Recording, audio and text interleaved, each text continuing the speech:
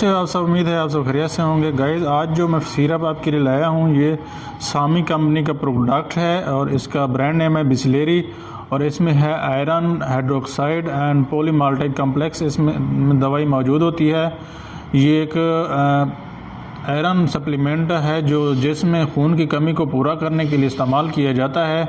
अगर इस्तेमाल की बात करें तो खून की कमी को पूरा करता है, हमल के दौरान आयरन की कमी को पूरा करता है, नशोनुमा के दौरान बच्चों में आयरन की कमी को पूरा करता है, ग़िज़ायत की कमी की वजह से कमज़ोरी को दूर करता है, ऑपरेशन या ज़ख़म की सूरत में जिस्म की बहाली में मदद करता है। तरीका इस्तेमाल की बात करें तो आम तौर पर खाने के बाद दिया जाता है ताकि मैदा पर असर ना पड़े।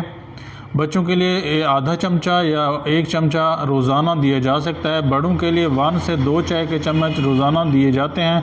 याद रहे दुरुस्त खुराक डॉक्टर ही तय करेगा, उम्र वज़न और हालत के मुताबिक ही दवाई देगा। एहतियाती तदबीर की बात करें दवा बच्चों के पहुँच से दूर रखें।